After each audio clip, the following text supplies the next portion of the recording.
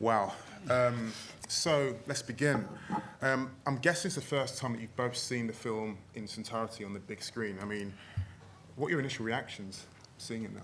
Do you know what? Just so proud to have been a member of Repton. I really am proud of what Ryan was able to produce there and direct. It's incredible. It just brings back so many fond memories. A special place. I'm honoured, to be in a room with so many great people. You know, people that I haven't seen for a long time, but people I respect dearly. So many great fighters, and yeah, really, really nice to be under one roof and to have witnessed that again. It was an honour. I'm proud of what we managed to achieve. I'm very proud of what we managed to achieve, and got all the crew sitting here. Like, big thanks to all of those guys that worked hard on it with me.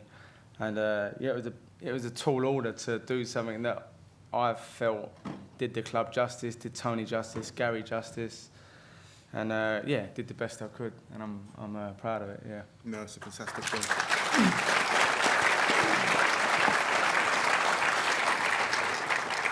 So let's take it back to the beginning. So how did Learning Reps even come into being? You know, what was the motivation for someone who'd not made the film before? So a first-time filmmaker. Why film as a particular way to narrate that story? It's a hard question to answer, really. It's just an idea, just like an itch I needed to scratch, and yeah, I just became obsessed with the idea until it was done. You know, I couldn't stop. Yeah, that was it, really. It just come to me. I need to capture this. It was there was a lot going on at that time. You know, the club was going through a transition. Tony was starting to, you know, his dementia was taking over, and we were all trying to harness him as best we could, but you know, eventually just couldn't do the job he was doing, and yeah, it was a moment I wanted to capture, and not it just be told by people, and you know, sometimes, a lot of the time, the story is told by people that weren't even there, you know, so it was important for me to try and make it as authentic as I could, like, and I feel like, you know, we got an essence of Tony there, you know, even though, you know, there's many layers and many stories. Go to the bar afterwards, you might hear a few. I mean, what was the reaction when he told him, I'm making a film that's, you know, predominantly about you? You know? I didn't tell him. I didn't tell him. I just said I was doing something. I was making a film about the club, and I said, Tony, will you be here at this time on this day? He went, yeah, all right. And Johnny's in here somewhere. You can imagine me trying to get your dad to do the things I've got him to do. You know, even like walk up to the door, you got to undo the lock, Tone, and you know, like, oh, what? What have I got to do? Oh. Anyway, yeah, it was a real juggle trying to navigate Tony. Yeah, even just to walk to his car, you know. Wow. And Darren, I mean, how did you get involved in the documentary? He asked me. That's simple, yeah? Yeah, but it was so nice watching that again and remembering Tony. Like, as he was walking in the gym, and then he walks into the office, and anyone who boxed around, you know, the time Tony was there in charge, it was always exciting whenever you walked through those doors. That was a special little room, that room. Special room, yeah. But like, although it looks like a little room full of nothing, that room there was where you got the news. Like, what's big news is coming. Pickard in the office, and you knew that he was going to tell you, like, you're going to the Commonwealth Games or whatever, you know. Yeah. I remember going in there once, one of the times, and he goes, Barker, in the office. And I went in the office, and he sat me down. He went, you've been asked to represent England again. And I went, all right, lovely, Tone. I went, where is it? He went, Russia. And he goes, do you fancy it? I went, yeah, I'll go. He goes, no, I wouldn't bother. I didn't go Russia.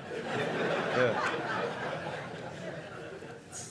But yeah, just, yeah, special place, a special man. It really is. The people that is, not just the champions it's produced, the people it's produced. yeah, special people. I can't help but smile when I think of the place. Yeah, and I want to emphasise that, you know, this was a moment, and I sort of cringe a little bit that I'm even on the screen, but it was a moment that I was involved in. But there was many hundreds of moments before that and since that, you know, and teams that came before me and that inspired us to be the way we were, you know, that inspired what the green and gold even meant. You know, captains before me that I was like, you know, I had to, you know, stand in their shoes. So it wasn't, that's just a fleet, I call it a fleeting moment in the history, but... A vignette, maybe. I mean, that's how, you know, that's my perception anyway. Repton, like, is so synonymous with the local. And one of the reasons I wanted it is open the film is because it's so concerned primarily with Bethnal Green and East London and a certain kind of culture, working class culture as well. But equally, you know, it's been renowned as being, you know, one of the best boxing clubs in the world in Bethnal Green. And you attracted, you know, kids from all around London who came to train there. So thinking about your own journey, from what I understand, you actually originally were at Finchley before going to Repton. So were you motivated by, you know, the elite nature of Repton to go down there? Yeah, I can't mention him because you get the ump. My dad's here.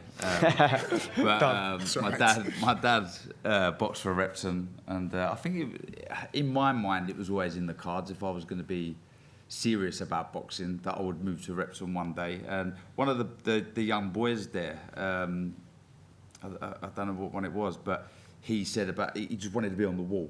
He wanted to be on the wall there, and the wall is anyone that's represented England would get their picture on the wall. And there's some great champions, you know, like my dad and lots of others that have been on there. And that was just my goal. I just wanted to be on the wall. You know, I wanted to be on the wall. I wanted to be part of Repton history. You know, it was. I was proud enough to put on the vest or wear the tracksuit and walk around York or any of the shows that we went to, and everyone just, you know, they were wary, weren't they? They'd look at us and say, "Oh, flipping it! I hope we ain't got one of them." You know, I hope we ain't got one of the Repton boys. But yeah, I was just desperate to get on just to be a part of the history. You know, to be. There's lots of the champions here. There's a lot of the faces here that I looked up to and wanted to be, you know, mentioned in the same breath as them. You know. I remember being a kid and like you'd be training on a Saturday morning and someone would walk in and they were a national champion, and everyone was like, "National champion, that's so and so," you know. And eventually, like, you become one of them, and you go down there, and the kids are there, and you know the impact that you're having on those kids, you know. But you began quite young. Was it 7? Yeah. Down there? Yeah, I started when I was 7. So how'd that come about? My dad also in the crowd. I was quite shy, and he sort of said, you know, he thought he'd bring me out of my shell, and I think he'd done the job. Flipping it, has it? And some. You just mentioned now, you know, about the sense of apprehension that other kids would feel once they saw a Repton boxer come into a show and thinking, "I don't want him." What was it about the Repton style or ethos or culture that made you so formidable in that amateur scene? I think the mentality that it installed into you, you know, you was capable of beating anybody. You know, I think the sparring that we all had was just top tier. You hear it all the time, that your success breeds success, and that was certainly the case down Repton. You were just sparring with national champions all the time. And they did have a style that was synonymous with the club, and it was very back foot boxing, very smart, educated style of boxing, you know, long sort of lead hand. Hit and don't get hit, wasn't it? Hit and don't get hit, you know, the real essence of boxing. And yeah. And if you got stuck in sparring, if you got a little bit heated, Burnsy would go, "Time out, that'll do ya." Like, it was a punishment, even if you were halfway through the first round. He commended me numerous times. There was, I don't know if he's here, but someone I really looked up to when I was boxing, Daniel Happy. He was an ABA champion, incredible, and he had a very typical Repton style. Back foot, he was a southpaw, beautiful boxer, he really was, but we clashed in senses sometimes when we sparred because we wouldn't throw shots. It was all about drawing out the lead, and we'd get back after the round after 2 minutes. Sometimes anyone who knows Tony as well. Sometimes you could do a 5-minute round. You just letting the clock go, and we wouldn't have thrown a shot. You go back and say, he didn't really get many compliments of Tony, but he'd applaud that patience. And we've heard the word, you know, discipline used a few times. Discipline, so not expose yourself. And yeah, it was. He was a great coach. He really was. I mean, for you, Ryan, I mean, you went to the very top of the amateur game. I mean, was that style always in your mind, in your kind of psyche when you were going on England tours and GB tours as well? Yeah, when I was boxing at my best, then I was using it as an art. You know, I was hitting and not getting hit. And there came times in my life where the tracks were a little bit rickety, and I was expressing something else in the ring. And I never boxed as well when I was using aggression. You know, so you know, it was really, you had to have yourself on track to be able to perform properly. You know.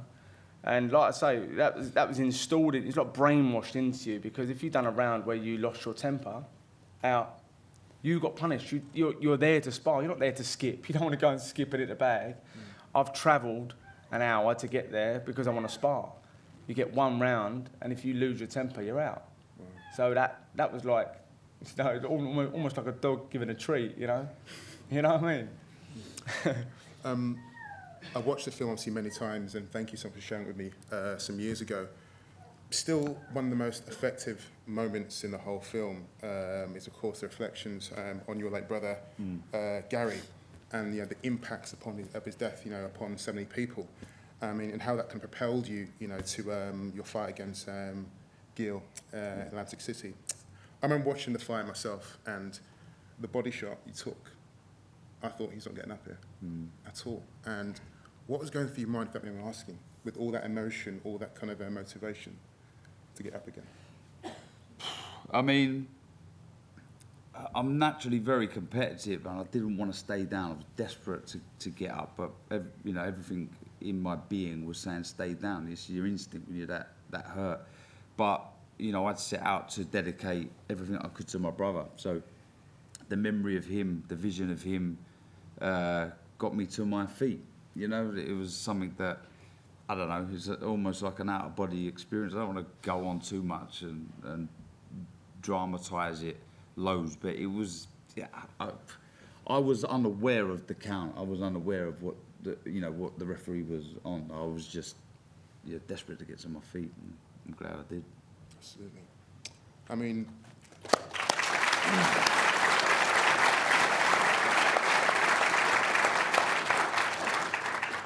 Ryan, Gary's your closest friend as well. And, I wonder how that narrative informed the stylistic choice you made in the film, because the film obviously is very, very visceral, but it's also very, very delicate. I think almost poetic in some aspects as well. And how do you go about treating that particular kind of aspect of the film in that way?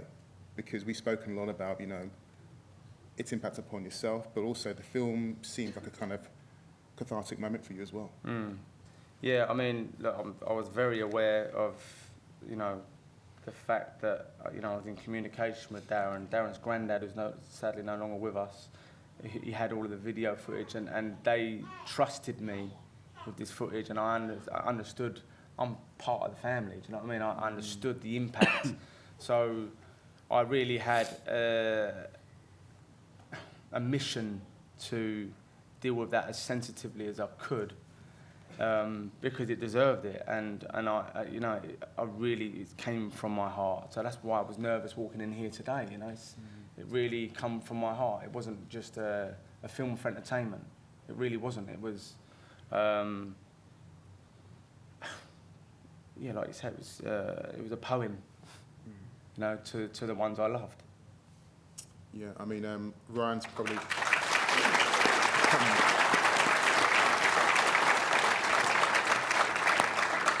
Ryan's probably been irritated by my behaviour in the last 2 months or so, being so overprotective of you and the film, only because I've realised, it's much more than a simple kind of film about kind of boxing club. It was about loss, it was about mourning as well. So I want the film to kind of treat it appropriately. So, we've turned down kind of things as well, and I've probably driven you crazy the last kind of 2 or 3 months, but I recognise the kind of ethics of the whole thing. So, obviously, you made the film quite some time ago and was kind of developing the whole story. How do you both, as alumni, see Repton Boxing Club today?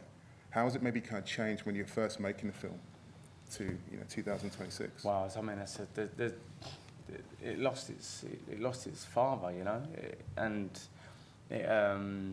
it's still reeling from that for sure. But amateur boxing has lost many fathers. That era is it's just changing. So amateur boxing on the whole is a different thing than what we knew.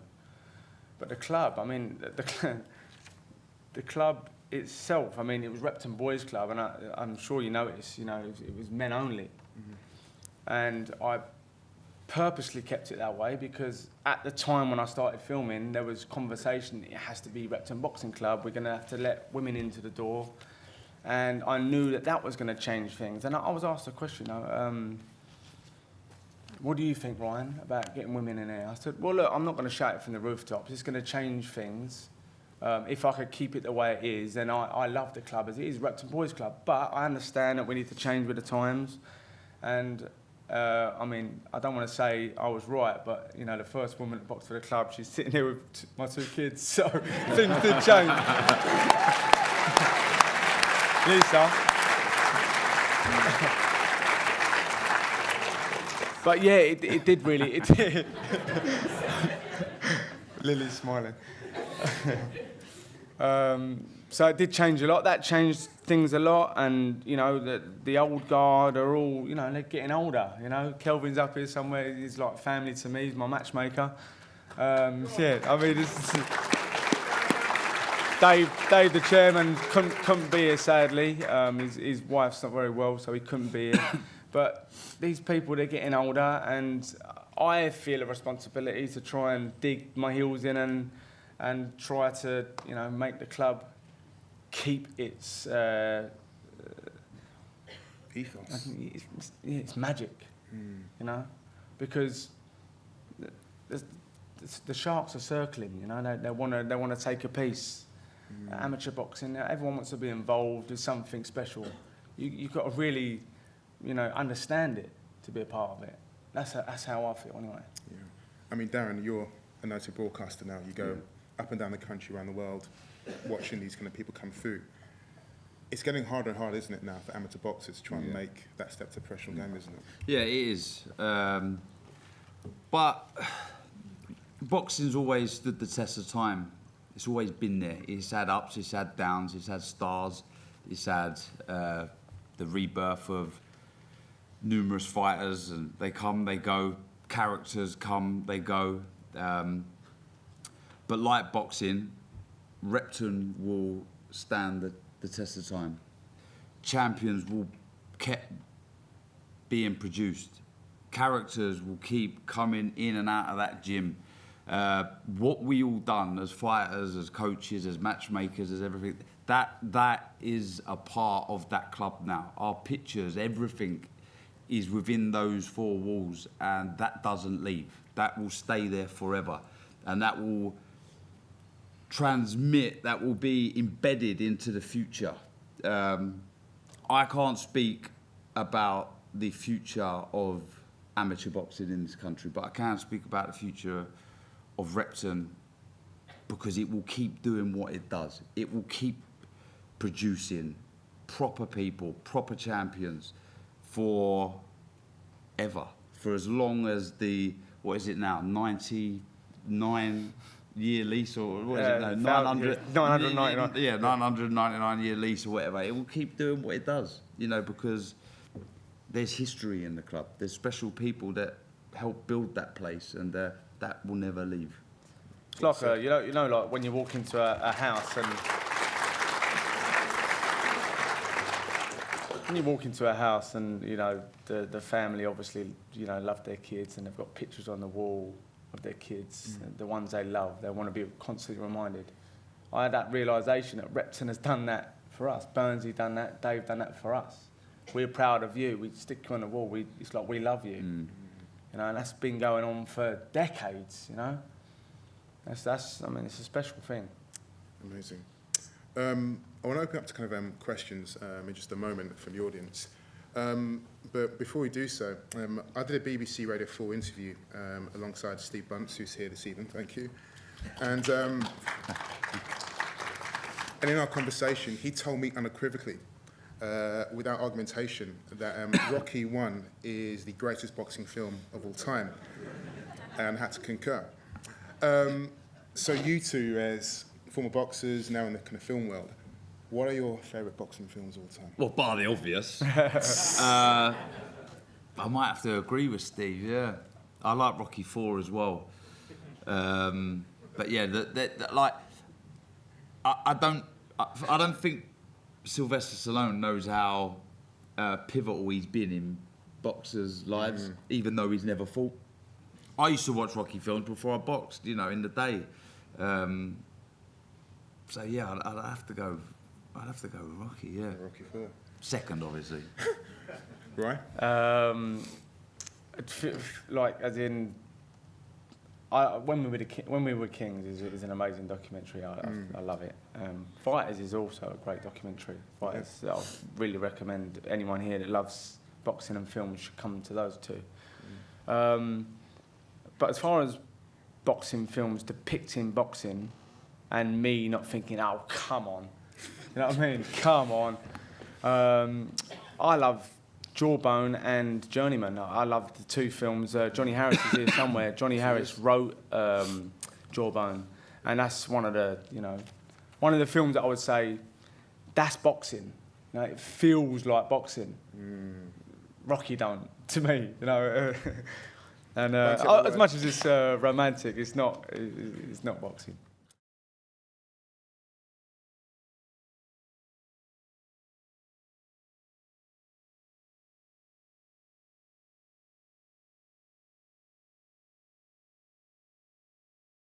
Yeah, I mean, for me, as someone from London, who came from working class background as well in northwest London, boxing always seemed to be the space where identities in the plural came together. It seemed to come across racial divides, sometimes class divides, now luckily gender divides as well. And it was also a space where, you know, issues got resolved, where confidences grew. And that for me is a social practice. So thinking with my academic hat on it, how do societies come together and mobilize and kind of progress, often through the communal situation? You mentioned Repton being a church. I think most amateur boxing clubs could be described in the same way. So even using the example of a Bethnal Green Boxing Club going to Belfast, in the heart of the Troubles, where, you know, being British came with immediate risks, that involves trust. And it seems to me, even from the outside, that the boxing community, be that in Bethnal Green or Finchley or Lynn or beyond as well, has these innate trusts in each other, that you find community and connection even with divides as well. So that would be my kind of thinking around that.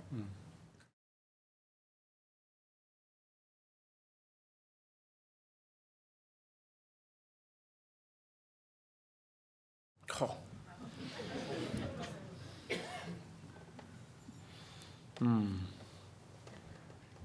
Oh, well, I mean, it's somehow wrapped up in this scenario. When I called him, I was in the World Championships. I was out there at boxing for England, and I was in Romania.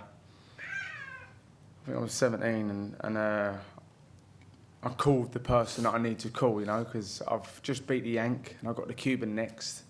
I'm like, you know, hoping for a bit of, like, you know. And I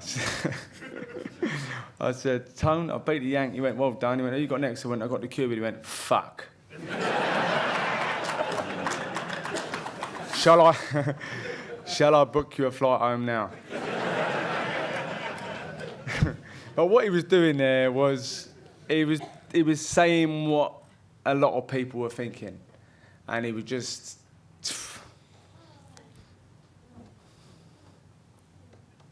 He was just prodding me with a stick and just saying, believe in yourself, because you can. And no, it sort of led to this, you know. So it's wrapped up in that, you know. He made me believe in myself. With a bit of reverse psychology.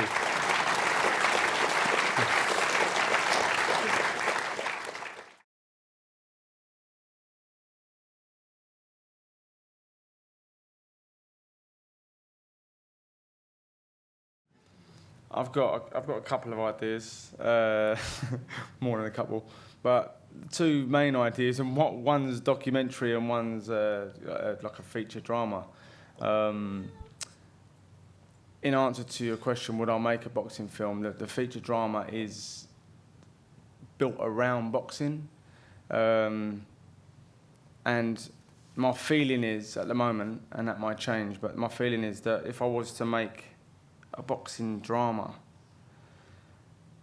the focus doesn't really need to be on what happens in the ring. It's like, you know, the fight is part of it, but it's the surrounding of it that is the gold is hidden. I've always said that. Like, you think that it's about the medal, but the gold is hidden. It's the journey to get there that you really find who you are, or what you're about, or what your weaknesses are, what your strengths are, you know. And that's what a boxing film should be about. You know, not a choreographed boxing scene, you know, or a montage like Rocky. Thank you. I say that, and one day you'll say, "You told me you never do a montage."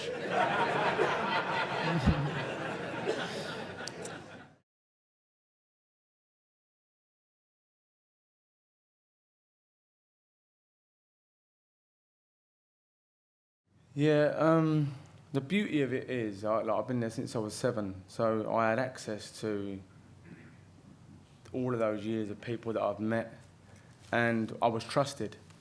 So if I did approach somebody like John H. Tracy that I'd never actually spoken to before, he trusted me because I was Repton, you know, and maybe I couldn't have got him involved in the end there, you know. And it was important for me to show at the end. I don't know if anyone, like everyone acknowledged that what I was showing was you got Darren and his story, and you got so many more that, you know, were gonna, you know, die for the cause of whatever they were doing, and that's just a few examples of champions that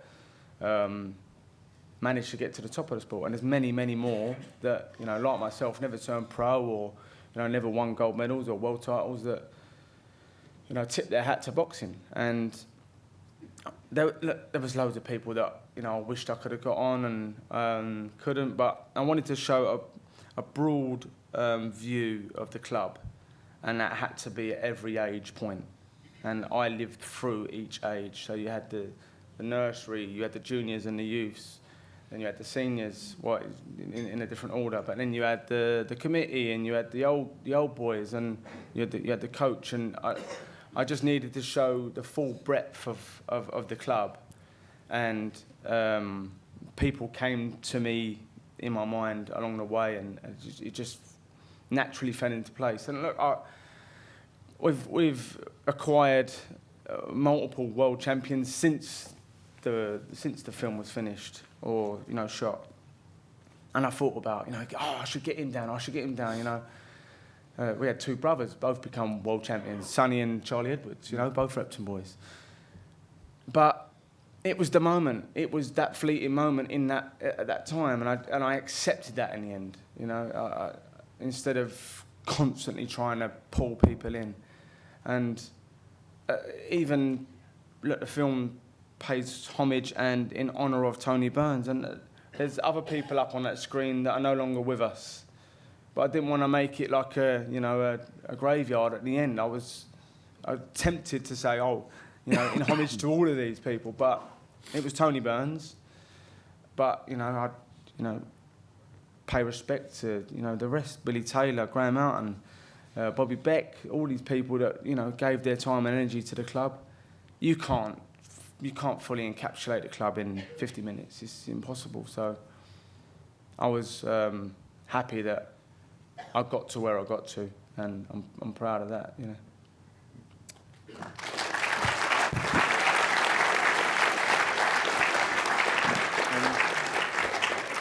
Very, very quick, for those who haven't noticed or acknowledged, so Darren is wearing green today for a particular reason. In homage, of course, to the green from Repton. So you've now moved into broadcasting. You're a fantastic broadcaster.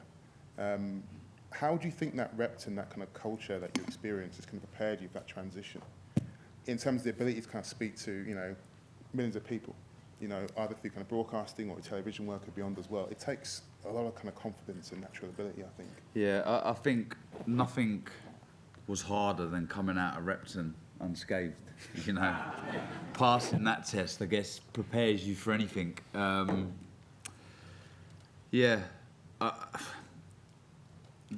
was my university. I was talking to you back there, you know, having that imposter syndrome and not really believing too much in myself in certain aspects. But boxing is something I've, you know, thankfully excelled in, done all right in, and I owed that to Repton, you know. I owe it to the tutelage that I had there, so that enables me now to respect the people that I am commentating on, you know, because I understand how hard it is, although they haven't come through Repton, not all of them anyway, but to excel and pass and get your badge and turn professional, then, you know, I know the process that lots of them have gone through. And I respect them an awful lot, as I do everyone that's been inside the ring, whether it be white collar amateur to professional. It takes some serious courage to get in there and, you know, dealing with that. Was it Dave, I think, says it there, dealing with the potential humiliation Kelvin. in front of people, Kelvin. You know, it takes a special person, a special man, a special woman to get in there and do it. And yeah, well, the most utmost respect for everyone that does it. I had an interview just in the lead up to this, and I was talking about this being this was my school, you know, and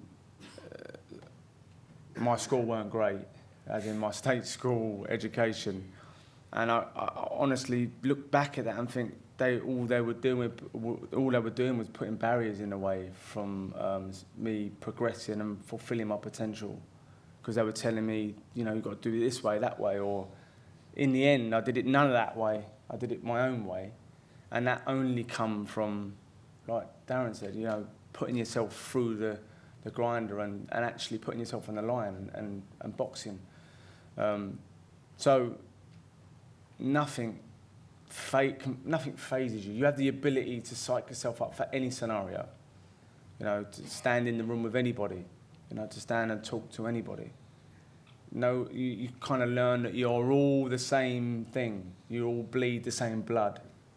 No matter, you know, how rich you are, successful you are, or homeless you are.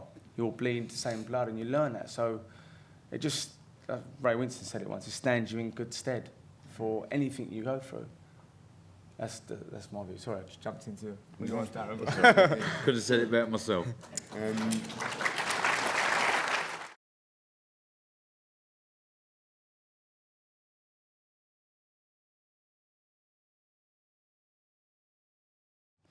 Yeah, just in sort of to combat that, I feel like if you listen keenly, it was very difficult to show him outside of boxing, but for him to say about Gary Barker, you would have fell in love with him. I think that really encapsulates Tony Burns. And when he said, look, I'm only interested in people that want to learn from things and get on in life, and I want to give them some encouragement. Like, he had dementia at the time, and it was very hard to, you know, I did a lot of interviews with him, and I really, I think, like I said, if you really listened keenly and felt what I was intending you to feel, you'd understand that, you know, he was more than what I could possibly show.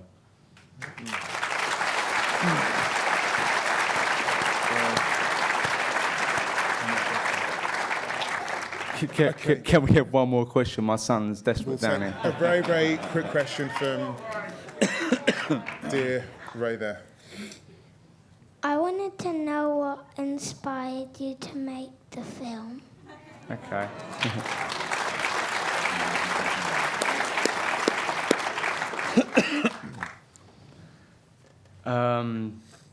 The boxing club impacted my life so much, and I wanted to give back. That was my thank you, I suppose. That was what inspired me. I like it very much. Sorry? I liked it a lot. Thank you.